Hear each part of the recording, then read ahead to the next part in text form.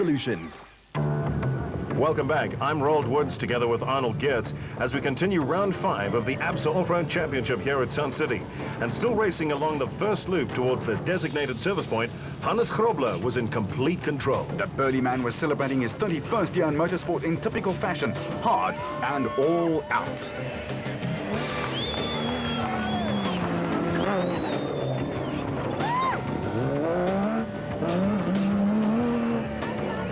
Yeah, well, I guess it's the only way he knows. As for Woolridge and Schulthammer, the former winners here were firmly settled in second place and trying to marry cautious driving with good speed. And it certainly looked like they got that absolutely spot on right. The De Bruins, with only one finish to their credit in the Nissan Sugarbelt 400, were pressing hard, but not too hard early on. And they displayed caution here at just the right time. The Harpers, who had produced such a fine prologue, were not having great luck, and last year's championship runners-up knew that they had to nurse the Atlas Copco to the finish. If at all.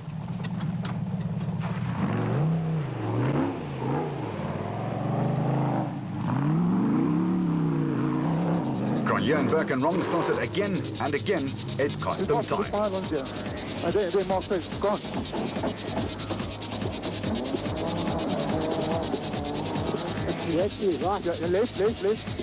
left, more left. Here's the track there.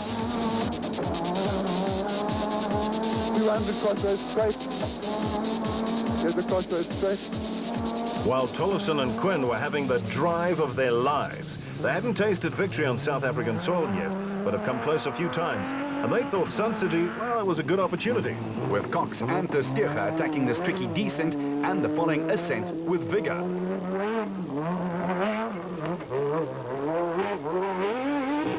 But the Motorrad Ford could not quite make it up to the other side. Their teammates, Hutchinson and Bergman, were next, but realized quickly that Cox had got it stuck, and thus they too were going nowhere fast. And the queue was building up, the Sulvolts feeling the watcher's pinch. And then Evan got the line set out and went by, but that meant there was now more water on the path. The championship leaders were next.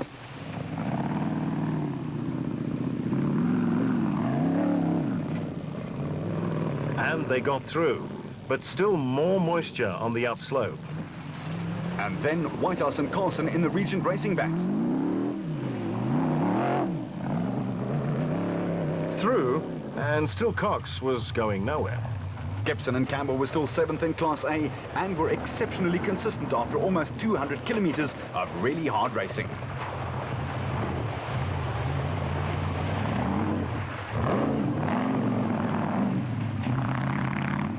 Conversely, Variawa and Rousseau had the bit between their teeth and were picking up places left, right and center. The Total Motorsport duo were motoring. But after lining it up, they had to stop. Matthews and Smith were having an altercation with the steep hill as well. With Cox and Ter Steege still firmly in the grasp of the mud, there was little space and no other lines available. And a lot more moisture on the upslope and nowhere to get a grip. Take 3, as they say in the voiceover business. They certainly do. Here goes. Up she goes, and voila, finally. And then Variawa could have a go. That Porter with a 7-litre engine never even felt it. Marsh and Groenewald were, as always, very frugal with their speed and trying to conserve life and limb, as well as the car. And they were doing a good job of it too.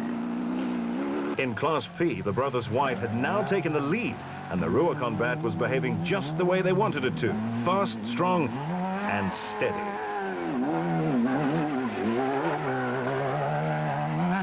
Berthold and Vermeulen in their second Atlas Copco were up a fistful of places, and it started whittling down the Class A competitors in front of them.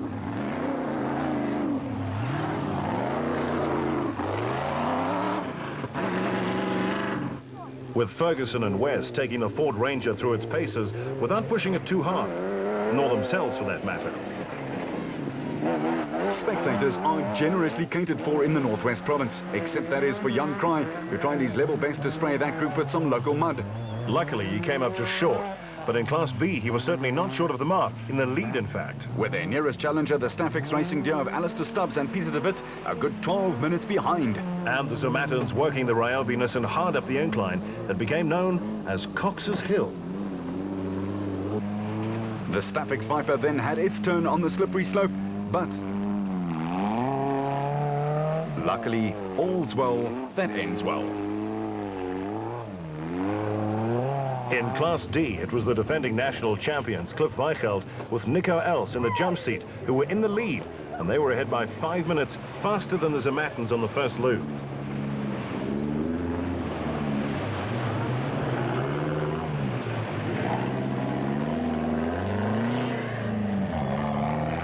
And in the green, white and red of the Castrol Toyota factory team, it was Chris Visser and Jaapie Badenhorst who were 7th in the SP class and 18th overall after losing their power steering after just the first 50 Ks. Makhaganene and Minute were battling fuel systems, and to top that, Atang was still getting used to being back behind the wheel again. And talk about bad luck. Foss and Pitchford's first drive back together again after the Navigators' overseas commitments were met was not great. But after starting with a 90-minute deficit, the three-time winner this season pulled out all the stops. They were up 32 places and still climbing. Now back in Class C, it was a you first, no you first scenario, as Fenter and Palmer made way for Yannick Visser and Joks Leroux, who were having a grand season. But the championship leaders in the specials, the Solvalts, had flipped it sideways and over. Luckily, there were some very willing spectators who did the powerlifting thing and got it back on its paws, but they'd lost some time and some oil.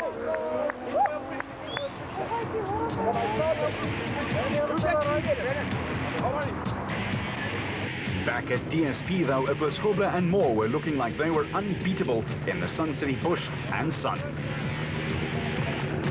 This is when the slick Nissan machine springs into action. Watch carefully. Every man knows exactly what he has to do and just gets on with it, especially Grobler. Very tough. We had a lot of cattle on the road. We also made a car on the road. The car went very, very well. Jean did a great job to find the route there in the bush where there was nearly no track. And we're happy. I don't know how much we're leading, but I think the next lap we can give it a little bit more stick.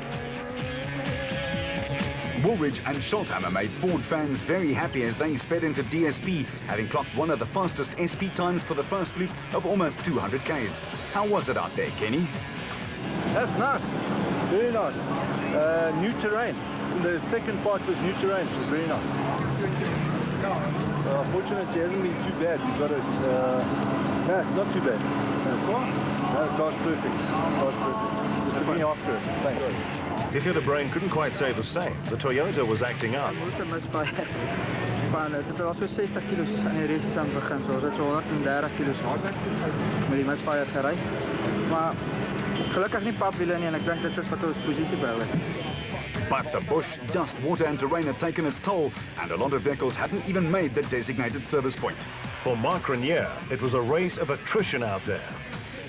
Yeah, the route's quite tough. Unfortunately, we've had quite a few punctures, so it's put us sort of out of the running at the moment. So we'll have to just try and keep it clean, keep it positive to the end, and hopefully the other guys start picking up problems. The vehicle feels great. It's no hassle. It's just, it's having endless problems with punches. One puncture cost us a very nice race. It took us 3 minutes to change the wheel, and after that we've been in the dust of Alfie. We managed to pass Alfie, but we're still in the dust of the race. Hutchinson and Bergman put in a typical Motorrad charge and clocked the fastest time of the first loop by almost 3 minutes. We're in the lead at corrected time, about 2 minutes, but it's been very frustrating. You know, we've been caught behind Ivar Tollefson and we've caught him about 3 times. But we just haven't managed to get past, so we're running at his pace, unfortunately. You know, we can't go any quicker. So, and I think the reason we're in the lead is we had a good half of the first half of the lap. We made up quite a bit of time, but since halfway, we've been steadily losing time. So, if I can't get past him, I know the guys are catching us from behind. I don't know if we're going to be able to hold on to our lead. So, You know, they have to, we're going to have to pull something out of their bag to get past them, otherwise we're going to lose the lead.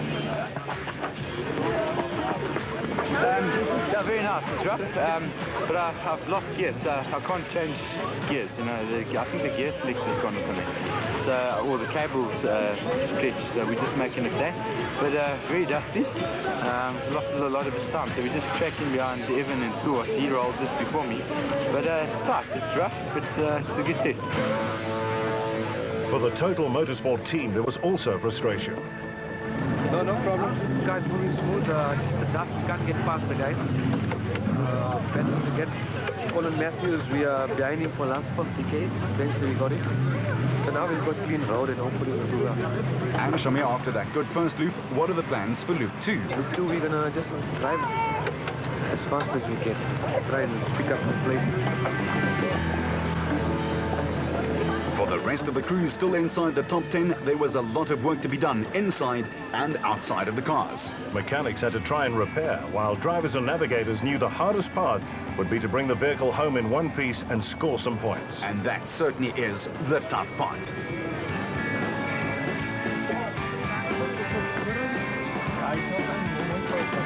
And even though he was smiling, Taylor had had a hard day at the office.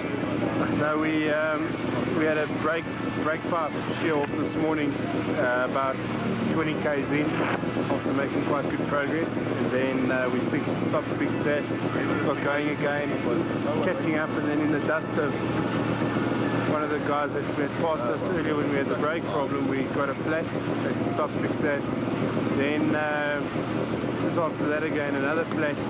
This time the jack had packed up as well, so well, we just had a dismal Sun City experience, and now the exhaust is broken off also, so we don't want to risk it and break something further, so we decided to call it a day. Vehicle and asset